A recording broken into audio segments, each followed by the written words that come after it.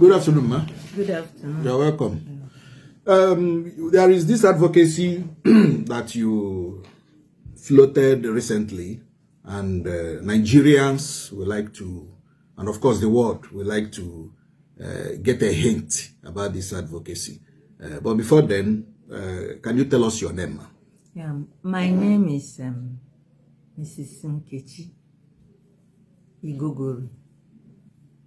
And the name of your foundation? Yeah, the name of the advocacy is Advocacy Against Medical Negligence and Malpractice. Malpractice. Okay. Advocacy Against Medical Negligence and Malpractice. Okay, ma. So, can we get a hint why you floated and you are floating this advocacy, man? Yes, this advocacy actually came into being, or rather initiated, by a very painful experience I had over the loss of my only son, Ejiro Ene Chimere Igogori, a 29-year-old young man who died on the 21st of October 2023 over medical negligence and malpractice. I want to break down. I want to break down on that. Yeah. And I termed it this because by every observation and everything I know, Ejiro genuinely had no reason to have died on that day. Okay. Reason being that Ejiro had a minor problem in the sense that he went to play football on the 9th of September 2023 and had a fall. Okay. He fell down while playing football and then had a torn ligament. And that is, they call it meniscal tear in medical balance. And he, being a very particular person, he now decided to go to see a orthopedic surgeon. And on examination, he was asked to go for MRI and all that. Then they advised him that he was going to have a non-invasive procedure to join the ligament. And when he told me about it, actually, I discouraged him. The reason being that I didn't feel it was a big deal. Because when it happened, the knee was actually swollen because it was on his left leg. But after 2 weeks of treatment, it has gone down and he has driven all the way from Lagos to Ibadan. He was walking, but he was walking with a slight limp. And I felt this, if he is patient, 3 months, he will just be fine because he didn't have a fracture, didn't have a broken bone, nothing. It was just a ligament. And I didn't think it was something that he would get into medical surgery over. But, you know, young man, he was to get married 30 days to that time, and that is November. And I think he wanted to walk briskly. That was why he, with the advice of the medics, he decided to go into this on the 21st of October. And when he went in, it was supposed to be a 20-minute surgery. That is procedure on the left leg, you know.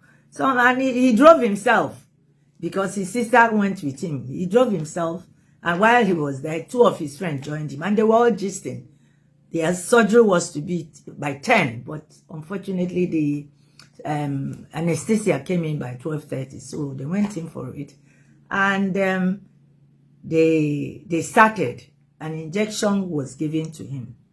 Unfortunately, the anesthesia gave him overdose without knowing it was overdose. Wow. Yeah, instead of because from the interpretations they were given, he was to have 1.4 mil, and then they gave him 3.9. Oh. So he did that. I thought that anesthesia is something you give and then you monitor progress. He gave it The surgeon did the surgery. The anesthesia had gone. The surgeon, after completing his own, had gone. And Ejiro now was left with the owner of the facility, who is his direct orthopedic surgeon, who brought in these two experts, the anesthesia and the whatever. And he started complaining to the owner of the facility, who was to take care of the post-surgery, monitor the post-surgery progress. The man now said that he was supposed to have dissolved, that is, he was supposed to have recovered, that is, the leg was supposed to have worn out after 3 hours, 4 hours. But why? Is it that he must have been given maximum dose? Ejiro, while he was on that place, called me and said, "Mommy, my stomach is worrying me. I'm having short breath. I'm feeling cold. I'm feeling hot. I feel like vomiting. I'm tired. I'm feeling nausea, and I have pains in my stomach and all." He was just complaining. I don't know. And I told him that I don't know what to tell you.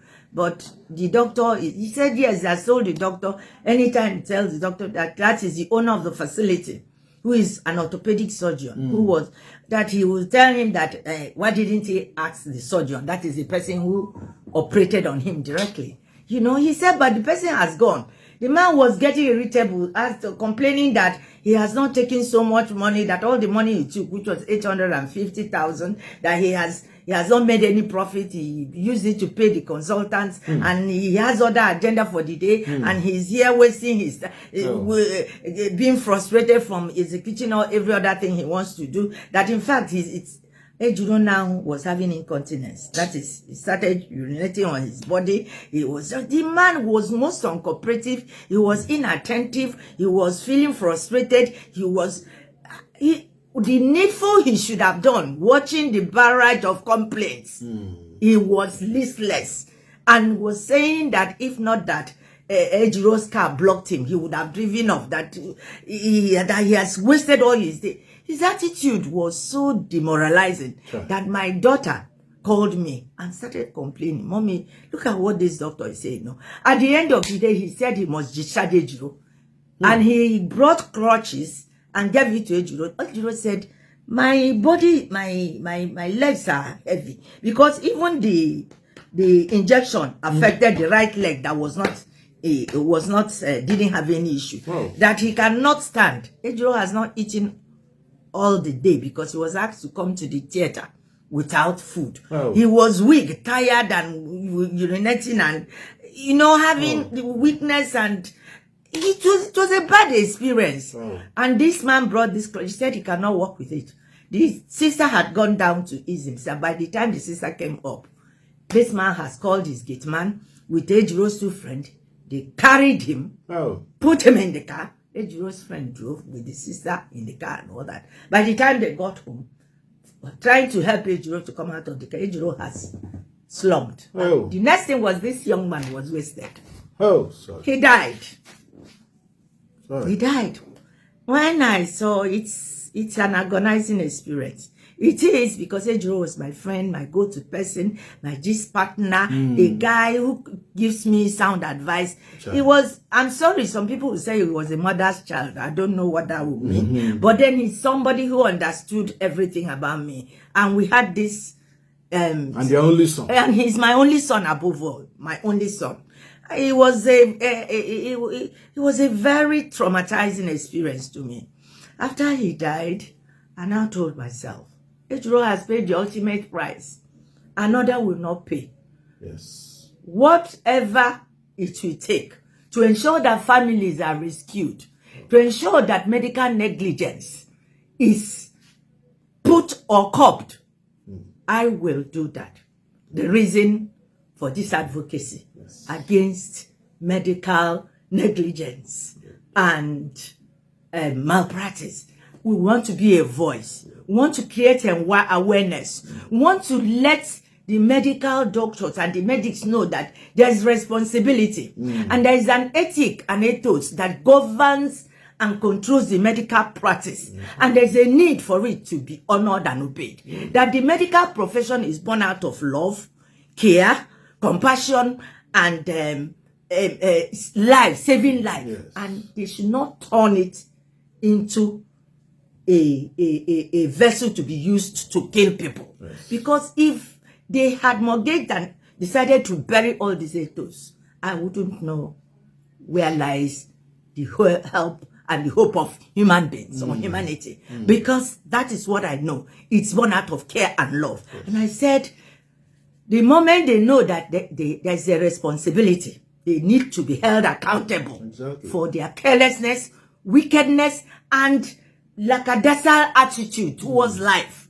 It will help. And the moment families, caregivers get to know that they can hold them responsible, they can ask questions, and they need certain things to be done and to be explained to them. I think everybody will sit up and know that it's no more business as usual. That the society is awakening and waking up to making sure that things are done right, and that they do not lose those that should not have had any business, like my son, to die. Yes. That is the reason for this. Advocacy. Thank you very much, ma. And you know, our people like to know, probably in consequent interviews, you would give us, avail us with information on how to get your office, how to reach out to you, people who want to call you, people who have complaints about this. I don't know whether you have that information now, or should we defer the information on a later day so that people can